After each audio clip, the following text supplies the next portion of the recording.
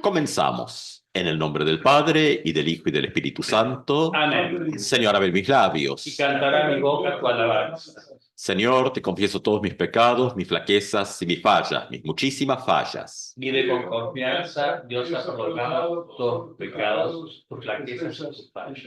Señor, te confieso todos mis pecados, mis flaquezas y mis fallas, mis muchísimas fallas. Vive con confianza. Dios ha perdonado todos tus pecados, tus flaquezas y tus fallas. Gloria sea al Padre, y al Hijo, y al Espíritu Santo, como era al principio, es ahora y será siempre, por los siglos de los siglos. Amén.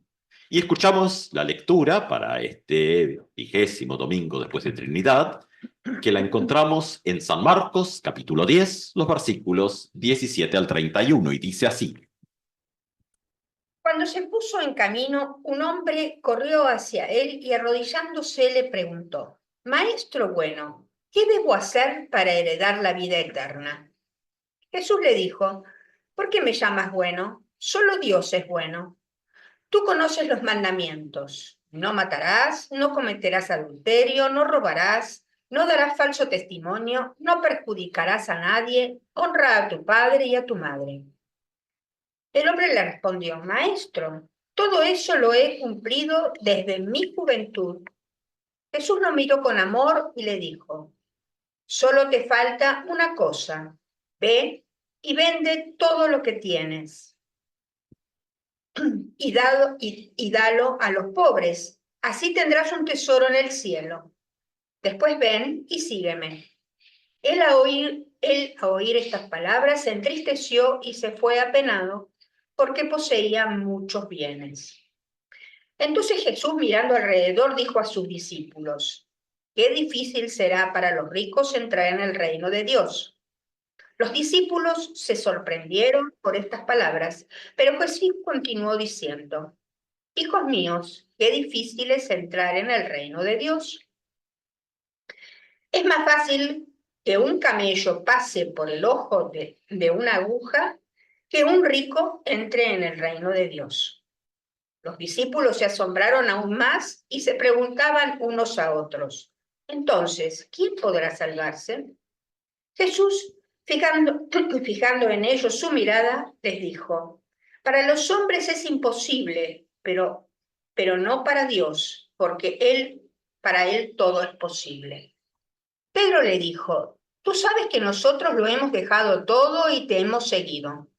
Jesús respondió: Les aseguro, el que haya dejado casa, hermanos y hermanas, padre y madre, hijos o campos por mí y por la buena noticia, desde ahora en este mundo recibirá el 100% en casas, hermanos y hermanas, madres, hijos y campos en medio de las persecuciones, y en el mundo futuro recibirá la vida eterna.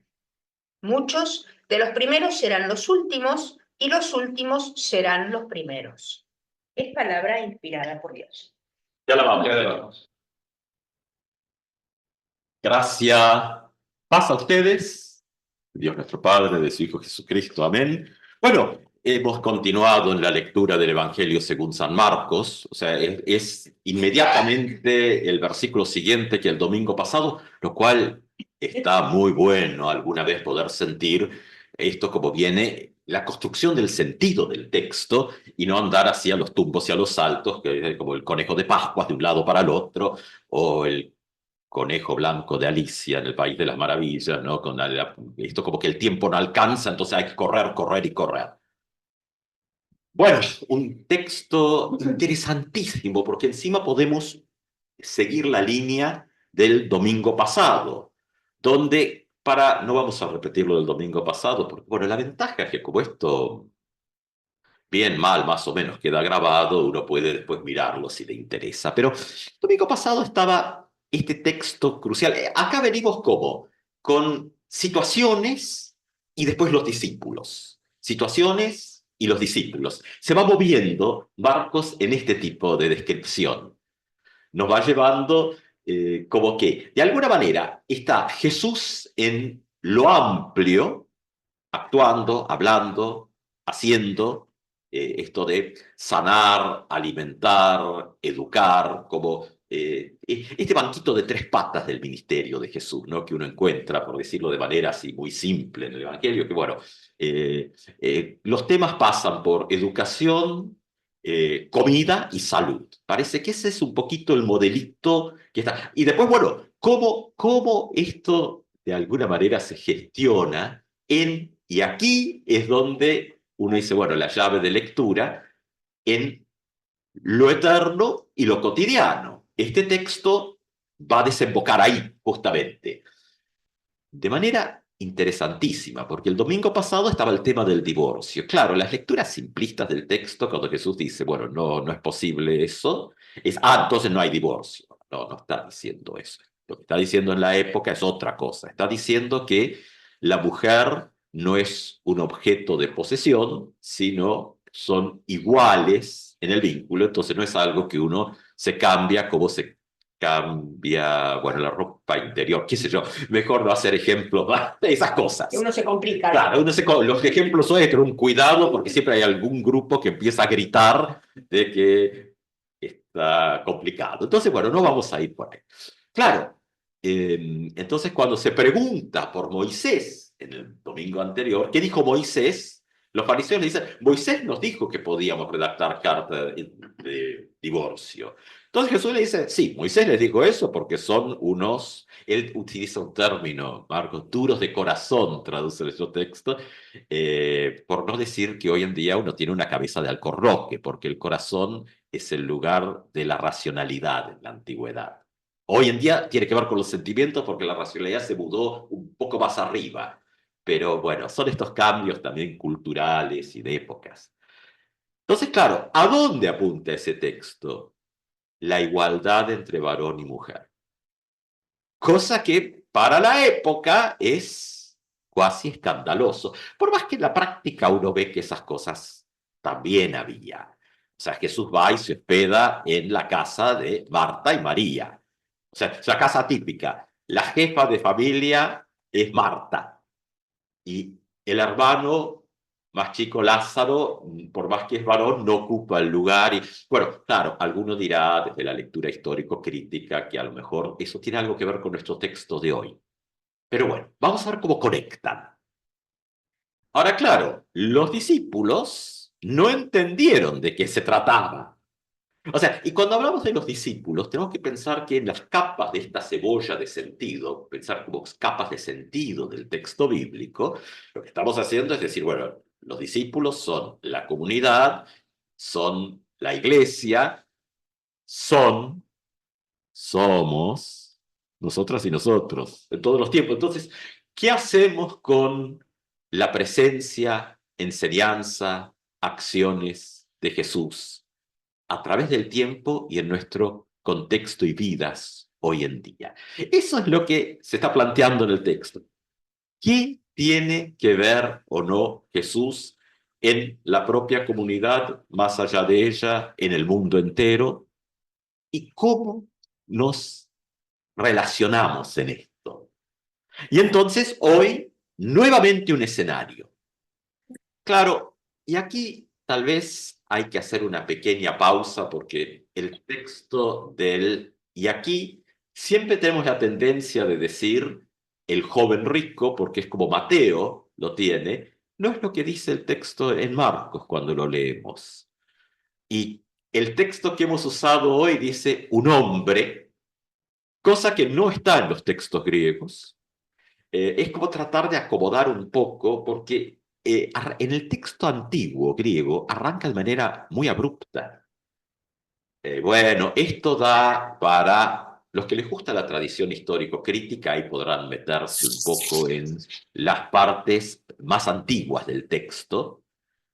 Y claro, tengamos en cuenta que inclusive el texto griego que heredamos y leemos, también ya tiene un caminito hecho. Esto probablemente fue escrito en esas viejas formas de mayúsculas que no tenían pausas, no tenían separaciones de palabras, no tenían signos de puntuación, no tenían acentos, espíritus y todas las cosas que tienen los idiomas cuando se van desarrollando.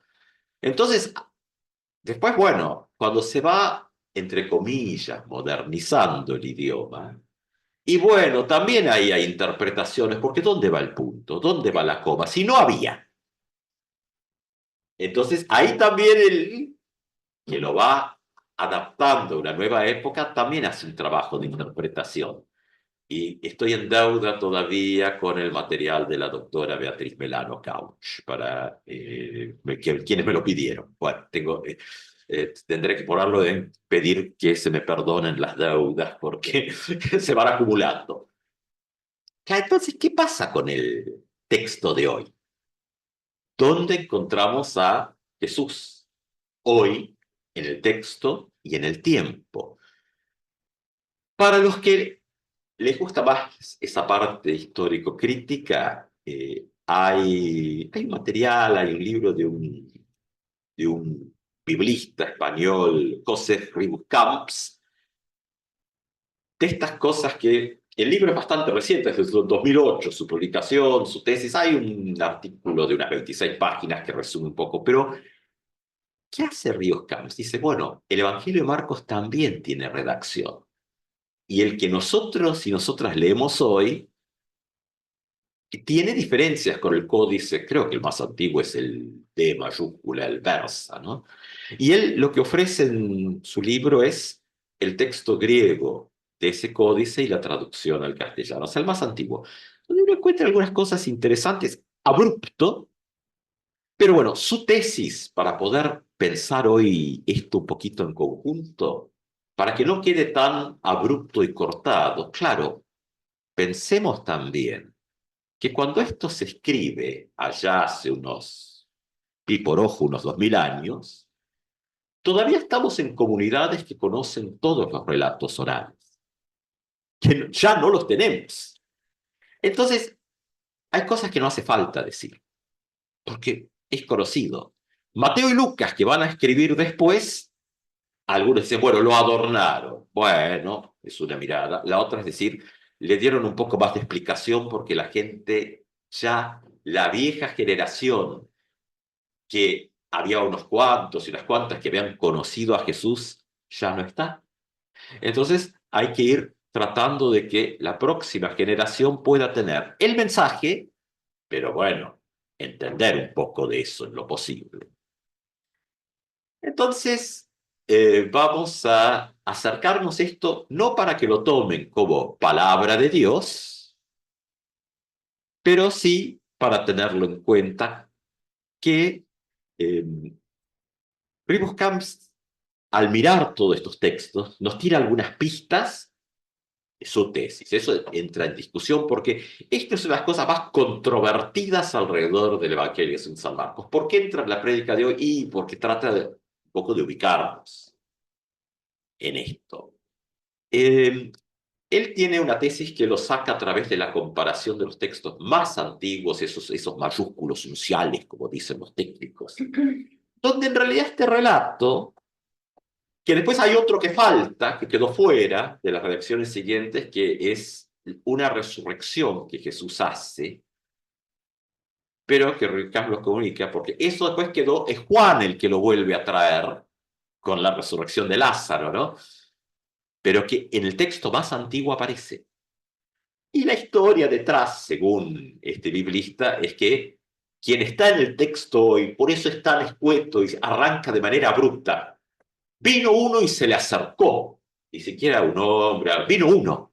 ¿Por qué tan abrupto? Bueno, Ríos Camps dice porque esta es la historia personal del autor. Este muchacho, según esta teoría, es Marcos, que después, si uno sigue leyendo el viejo texto, va a morir de una enfermedad y Jesús lo resucita.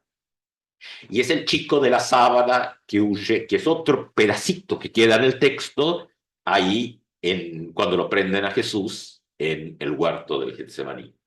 Queda un restito, queda un versículo del muchacho que huye desnudo porque los guardias lo agarran y se quedan con la sábana. O sea, bueno, uno puede decir, es una curiosidad del texto, pero también ayuda a pensar un poco.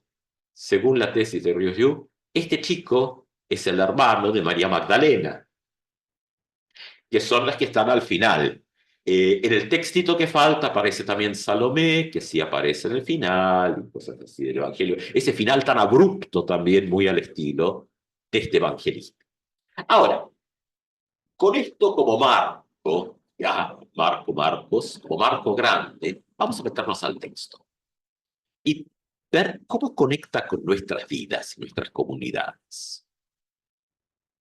El que se acerca, que siempre decimos, bueno, el joven rico porque leemos Mateo y eso como que, sí, claro, las lecturas integrales son necesarias, pero a veces nos contaminan un poquito, porque ya nos hacen ponerle un sellito, o como hizo el traductor del texto que leímos hoy, que dice un hombre, porque claro, resulta abrupto, pero lo de Rius, acá Camps tiene bastante peso a favor, que si es realmente el propio Marcos, no quiere darnos demasiado de sí mismo, quiere que la luz quede en Jesús. Entonces, esto de...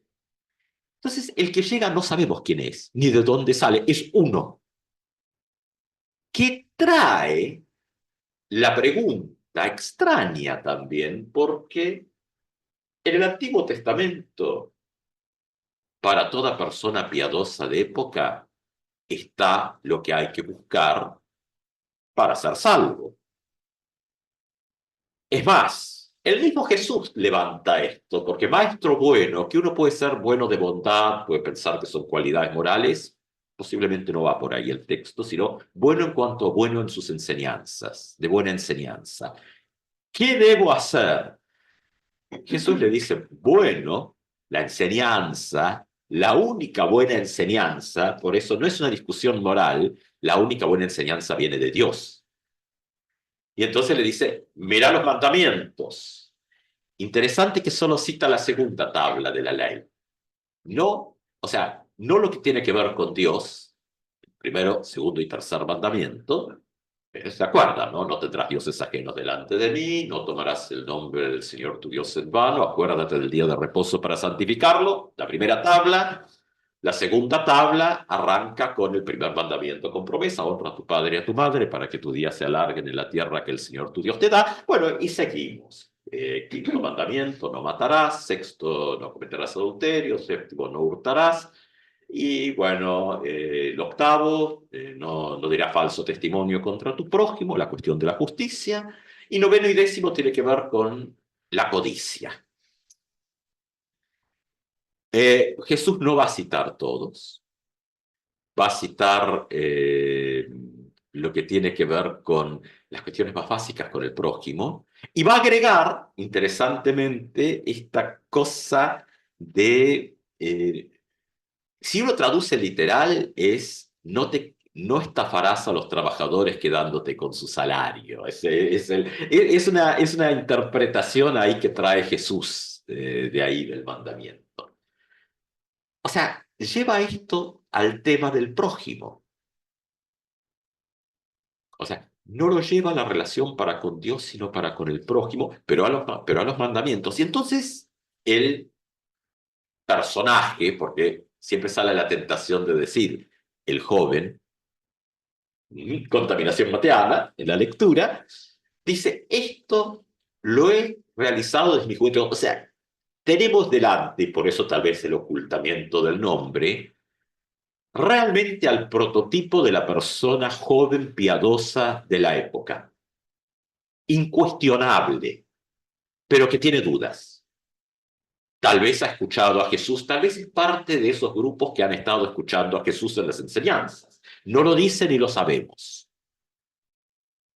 Pero trae esto de que algo falta. Es más, los evangelistas son más bien prudentes en el uso de Jesús en cuanto a sus sentimientos. No es una constante. Sí, se enoja con los mercaderes del templo, se conduele con la viuda de Naín que ha perdido a su hijo, llora con Lázaro, pero no hay una cosa. Se compadece de la multitud que tiene hambre, pero no hay una constante de sentimientos de Jesús. En este caso dice Jesús lo escucha y lo amó, dice el texto. O sea, Entonces, cuando encontramos esto en los evangelios, es una pista también de un involucramiento especial que se produce. Entonces aparece esto otro. Claro, estamos hablando aquí, y ahí hay que ir otra vez un poco al Antiguo Testamento, que mal llamado Antiguo Testamento, porque Lutero diría a la Escritura, porque el Nuevo Testamento es predicación. Entonces, tomemos el modelito de Lutero y vamos a las Escrituras. Entonces, hay mucho, muchísimo, pero hay como tres grandes modelos con respecto a la riqueza, que uno puede agrupar versículos, ¿no? Uno, el modelo clásico que está, después uno empieza a ir a las minucias y ve que, bueno, esto patina un poco, pero a grandes rasgos, que es el de la época de Jesús, el modelo de los fariseos. Bueno, la riqueza como una bendición y señal del beneplácito de Dios para con la persona. Es un modelo que también está en el protestantismo. No tanto en la tradición luterana, pero sí, por ejemplo, en algunas otras donde, bueno, la elección de Dios es algo que está en el misterio de Dios, pero si a uno le va bien en la vida, es que Dios le sonríe. Bueno, esto funciona y más o menos, porque recordemos que también la escritura nos trae el relato de Job, que le iba bárbaro hasta que Dios se pone a hacer cosas que no debe hacer, que es ponerse a conversar con Satanás. Esas cosas ni Dios las debe hacer, menos nosotros y nosotras, ¿no? Porque Dios se mete en un lío cuando le dice a Satanás, pero mirá, le dice, mirá mi siervo Job, cómo me quiere, cómo me adora. Y claro, le dice el otro, si le das todo, ¿cómo no? Y Dios dice, ay, ¿en qué lío me metí? Dice, sacale las cosas, vas a ver cómo te maldice. Y el pobre Job, que está en el medio de esto, pasa de estar recontra bien a estar recontra mal. Entonces sus amigos, que fueron buenos amigos mientras se callaron la boca, decía el viejo profesor Richard, le dice, ¿algo habrás hecho? No, y Job no había hecho nada. El que había metido la pata era el buen creador del universo. Y ahora no sabe cómo salir del problema en que se metió. Esa es la lectura estructural del libro de Job, ¿no?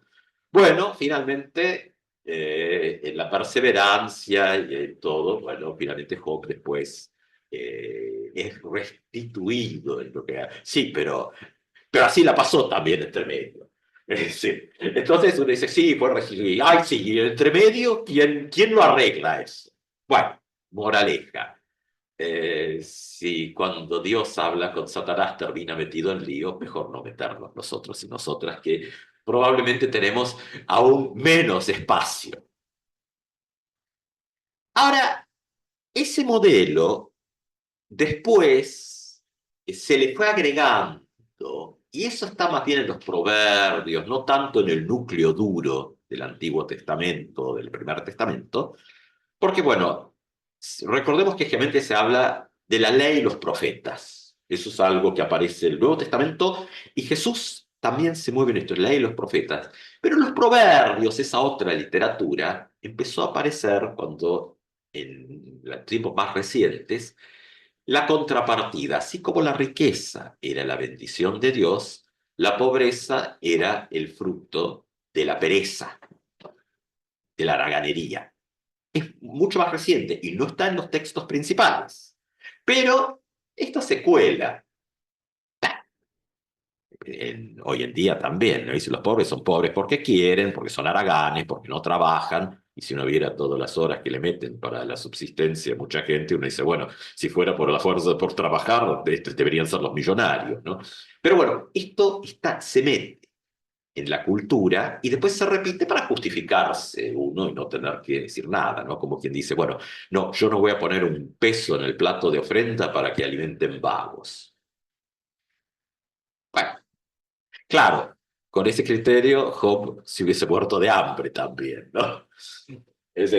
Bueno, ahí es donde uno dice, claro, esto se mete en la cultura y no está en los textos principales, pero en la época de Jesús sí estaba instalado, porque la cultura iba. Después, otra línea de la parte central del Antiguo Testamento era la visión completamente contraria, la riqueza como algo absolutamente malo. Entonces está el modelo del pobre piadoso y del rico impío. La otra posición que encontramos en el Antiguo Testamento tiene que ver con esta cuestión de totalmente lo contrario, ver la riqueza como en realidad un producto de lo mal habido. Esto lo vamos a encontrar también en el Nuevo Testamento, ¿no? Zaqueo es de baja estatura, que muchos juegan de que decían que era petizo, o el texto griego permite este juego de, bueno, lo que tenía tal vez no era del todo bien habido. Es decir, esto también está. Y después, y esto en la época de Jesús también está presente. Hay mucho de esto en Jesús. Y después hay una tercera posición que es la crítica de los profetas. Y como la ley y los profetas es lo que entra al Nuevo Testamento, los profetas hacían una lectura más integral y decían, bueno, la riqueza, y acá a veces el problema es que riqueza es cómo se relaciona con el tema de las posesiones, que es el problema del personaje. ¿Cuál es la relación con las posesiones? Para los profetas, sí vamos a encontrar que las riquezas tienen una relación que va más allá de lo personal.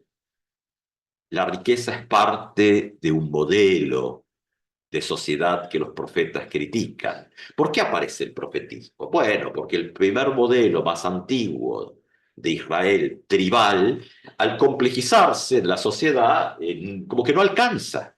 Entonces la pregunta es, bueno, entonces, ¿cómo se logra una sociedad junta? Bueno, con leyes, ¿no? Entonces, claro, uno va leyendo y hay leyes, leyes, leyes, leyes, leyes, leyes, leyes, porque, bueno, el ser humano le pasa eso. No, sí, todo, todo. Pero claro, como hecha la ley, también está hecha la trampa, también es un problema.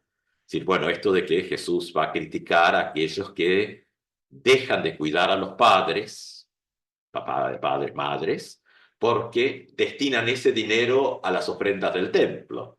Entonces dice, no te puedo dar de comer porque lo destiné para pagar el templo. Y Jesús dice, no, eso no está bien. O sea, ¿dónde están las responsabilidades para los demás? Ahora, el texto de hoy sí es un texto de tipo extremo, interesantísimo, que coincidiría tal vez con toda esta historia posible de que el personaje es el mismo Marcos. Jesús dice, bueno, todo eso está. Te falta una sola cosa, dice. Vende todo, dáselo a los pobres y sígueme. Claro, y ahí es donde en el texto griego dice frunce el ceño, que no es una cuestión de enojo, se va con mucha preocupación, porque el texto también viene con este juego de los exorcismos, ¿no? Los demonios, los poseídos. Los poseídos por los demonios, el poseído por las riquezas. O sea, tiene muchas posesiones. En el texto griego juega con un paralelo con los demonios. Está poseído por sus propias posesiones. O sea, eh, no se produce el exorcismo. Se va. No se produce en el texto que nosotros leemos hoy en día. Pero, claro, ahora viene el tema de los discípulos, que sí están preocupados, porque Jesús dice esto de, y bueno, el famoso dicho de que es más fácil que el camello pase por el ojo de la aguja a que el rico entre en el reino de Dios. Estamos en Marcos. Claro, posiblemente es un dicho de época, porque inclusive en la tradición judía más reciente hay uno que es casi igual, solo que habla del elefante. Y es muy posible que en la época de Jesús el bicho más grande que conocían era el camello. Entonces, como uno dice, es un dicho popular, es lo más probable, es un refrán. Ahora, lo que no es posible para los seres humanos, para Dios es posible. Recordemos Lucas, Zaqueo, finalmente Zaqueo tiene una conversión donde Zaqueo, que es el de baja estatura, sí entra. Y hay otros que a lo mejor eran mucho más piadosos y vaya uno a saber qué. Pero bueno, los discípulos entran a tener la preocupación ahora. Y entonces dice, bueno, pero nosotros sí hemos dejado todo. ¿Y entonces qué? Porque lo que están empezando a ver es lo que se va reflejando en el texto, es sus propios intereses. Rebelión. Claro. ¿Cuáles son sus intereses? ¿Qué es lo que vamos a sacar de esto? Claro, y Jesús está diciendo, bueno, no es por ahí. Vamos a ver en el texto que sigue, viene ese maravilloso texto donde le piden los lugares a Jesús, donde empiezan a repartirse los ministerios. Y no los ministerios eclesiásticos, ministerio de la sanidad, ministerio de la diaconía, no, los ministerios de los lugares de poder. Entonces, y Jesús le dice algo interesantísimo al grupo. Todo lo que han dejado, y bueno, ahí hay una variante con el texto antiguo, pero queda algo. Se habrán fijado que dice que en este mundo recibirán la familia grande nueva. El que ha dejado padre, madre, hermanos, hermanas, ¿sí? Casa, campos, recibirá. Interesante si miramos con detalle. Todo recibe menos, hay una palabra que no está en la segunda parte, que es padre. Para que el padre pueda estar, tiene que entrar con rol de hermano, no como dueño de las cosas. Hay una despatriarcalización, dirían hoy en día, del modelo. O sea, no es la sociedad patriarcal la que entra al reino de Dios. La madre sí. La madre, por supuesto. ¿Por qué? Porque la madre tiene que ver con otro modelo de sostén. Tiene que ver con algo que al protestantismo le es un problema con María. Tiene que ver con el mundo y con justamente la creación de construcción de vínculos. Es otra cosa. El padre como tal queda en el espacio celestial. Claro, bueno, después viene la predicación de los gnósticos que no podían soportar esto, entonces tenían que hacer el arriba y abajo igual y meter una madre, la esposa de Dios, arriba, porque no pueden soportar que sí, la que queda visible es la madre terrena en la tierra. Entonces empiezan todas esas predicaciones gnósticas, herejías, que en la iglesia uno les escucha, esas barbaridades gnósticas, herejes, que justamente rompen con ese modelo de la nueva comunidad fraterna y sororeal de hermanos y hermanas, donde sí están las madres, que son finalmente las que están al pie de la cruz y que están también en la resurrección. Miramos cómo Marcos tiene todo un relato y nosotros también lo encontramos. Entonces, lo que ha comenzado con un joven, que al menos en este momento, y claro, en la redacción final del texto se ha perdido cosas, no ha podido ser de alguna manera exorcizado de sus demonios, que son sus posesiones. Es decir, queda abierto el camino de cuál es el paso con ese reino de Dios que se maneja en dos niveles en el texto, lo que Lutero diría los dos regímenes, ¿no? En lo eterno, en la eternidad, pero también en lo cotidiano, aquellos y aquellas que participaron de esa comunidad nueva de la cuestión solidaria en común, donde al otro no se lo ve con el modelo farisaico, ese es pobre porque o es un pecador, tiene una mancha, leproso, lo que uno quiera de época, ¿no? Las cosas de época, o algún otro pecado no visible. Y por eso Dios lo ha castigado con la pobreza. El Nuevo Testamento no va por ahí. La lectura de Jesús. Y es donde este personaje, siempre uno tiene la tentación de decir el joven, por la contaminación mateana que tenemos, es decir, al escuchar la prédica de Jesús entra en la duda. No le alcanza su modelo de que su bienestar y todo es porque Dios lo mira con beneplácito. Falta una vuelta más de tuerca, a la cual en este punto no ha podido responder.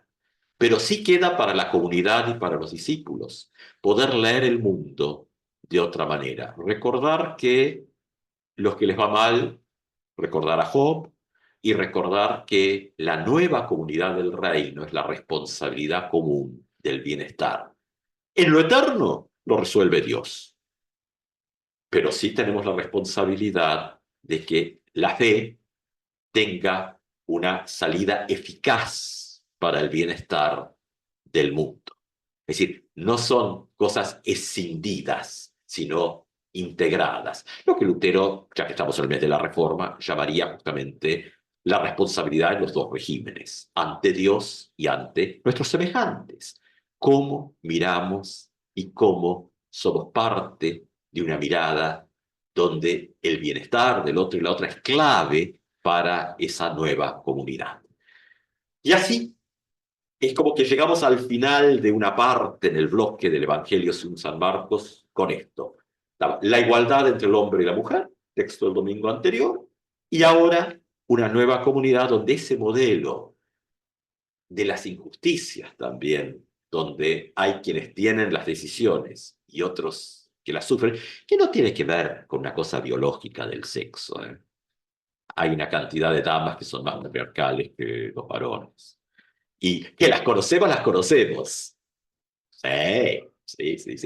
Bueno, y ahí está el relato de María y Marta, donde Marta es jefa de familia.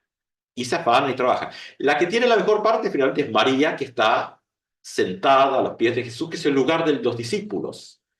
Entonces ahí María no María Virgen, Madre de Jesús, sino María, hermana de Marta, es la que está en la mejor porción o la mejor parte, dice Jesús. ¿Hermana de quién, perdón? De Marta. ¿Qué? María y Marta en el Marta relato. No me entró quién es Marta. Un relato, pero del Evangelio según San Juan. Bueno. Donde Jesús va a quedarse a la casa de María y Marta, uno de los lugares, Betania, probablemente el pueblito, cerca de Jerusalén, Claro. Probablemente, del otro lado del Monte de los Olivos, vas para el lado de lo que sería Mar Muerto, para aquel lado, para el lado del río Jordán, pueblito ahí. Entonces, y ahí lo interesante es que en la época, pues hay una pregunta aquí, que Marta es la jefa de familia, cuando en un modelo muy patriarcal debería haber sido, entre comillas, un varón. Un varón. Claro, es Marta. Pero Marta reproduce el modelo del patriarcado.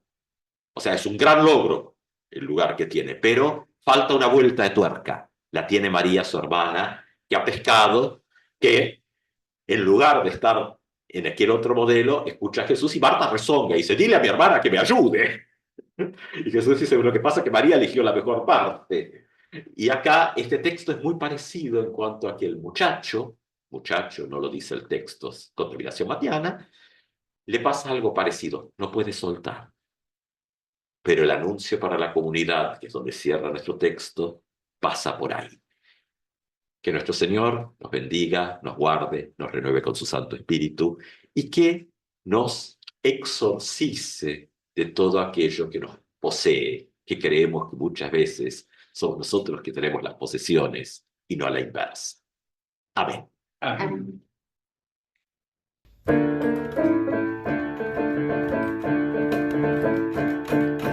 El cielo canta alegría, aleluya, porque tu vida y la mía brilla en la gloria de Dios. Aleluya, aleluya, aleluya, aleluya. El cielo canta alegría, aleluya, porque tu vida y la mía las en el amor de Dios. Aleluya, aleluya, aleluya, aleluya. El cielo canta alegría, aleluya, porque tu vida y la mía